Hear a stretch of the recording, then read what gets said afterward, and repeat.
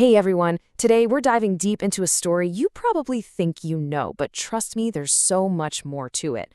We're talking about the journey of the Magi. It's this amazing tale packed with mystery, ancient prophecies, and even a clash between two very different kinds of kings. So let's just jump right in and unpack this incredible account. And really, this is the question that kicks everything off, right? Who were these wise men? I mean, think about it. These mysterious figures who traveled across entire worlds, all just to worship a child. The answer to that question? Well, it changes everything about how we see this story. So, these Magi, they weren't just some random guys on a road trip. Not at all. These were serious scholars, astronomers, even priests, coming from way out in Persia or Chaldea. And what's key here is that they were Gentiles. They weren't Jewish. So in a way, they represent the entire non-Jewish world, the first people from all the nations coming to find the Savior they'd been hoping for.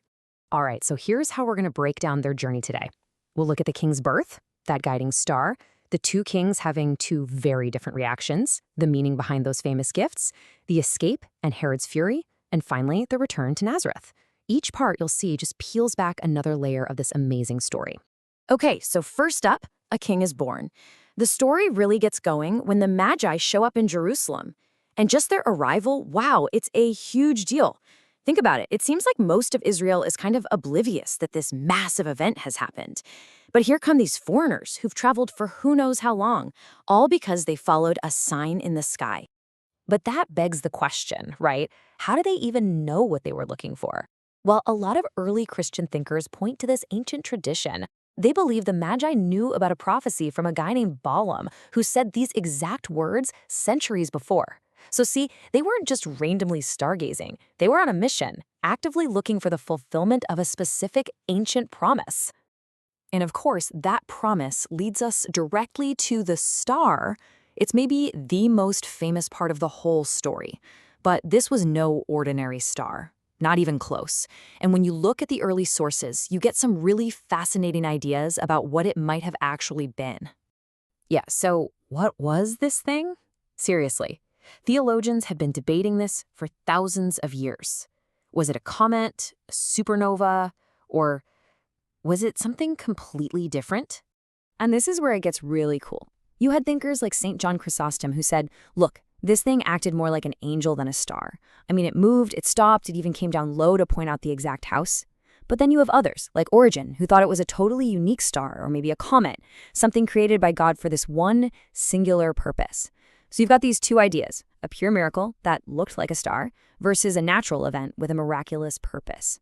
So interesting. But at the end of the day, here's what really matters. God speaks to people in a language they can actually understand. For these Magi, who were astronomers, he used the stars. For the shepherds, who were simple folks, he used angels. The method was tailored to the audience, but the message was exactly the same. So picture this. The Magi get to the capital, Jerusalem. They walk into the court of King Herod and ask this seemingly simple question. So, where's the newborn king of the Jews? And let me tell you, that one question just sends shockwaves through the entire palace. It sets up this incredible, dramatic conflict.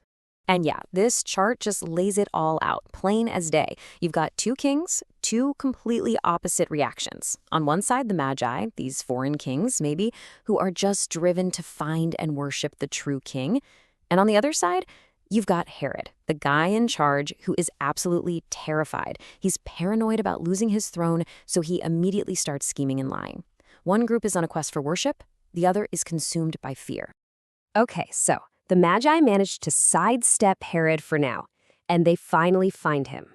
They find the child, and when they do, they offer those three famous gifts. But listen, these were not just some fancy baby shower presents. No way. Each gift was basically a prophecy, a powerful statement about who this child really was. I mean, just think about this for a second. With just 3 items, the Magi basically lay out the entire story of Jesus. Gold? Well, that's for a king. It acknowledges his royalty.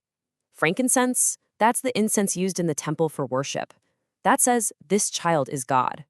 And then myrrh. Myrrh was used for burial. That gift points straight to his humanity, his suffering, and his death. It's incredible. King, God, and Savior, all right there in those three gifts. So after this amazing moment of worship, the story takes another turn. The Magi get a warning and a dream. Do not go back to Herod. And Joseph gets a similar warning for the Holy Family.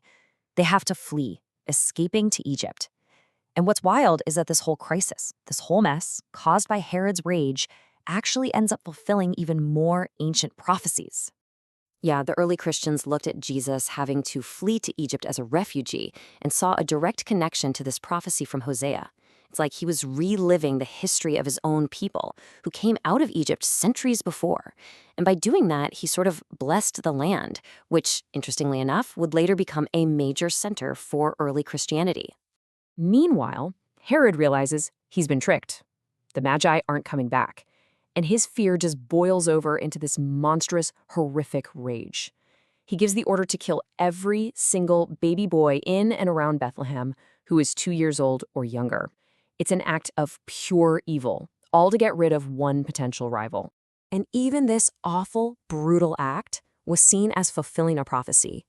This verse from Jeremiah, which was originally about the sadness of exile, found a new, tragic meaning in the cries of the mothers in Bethlehem.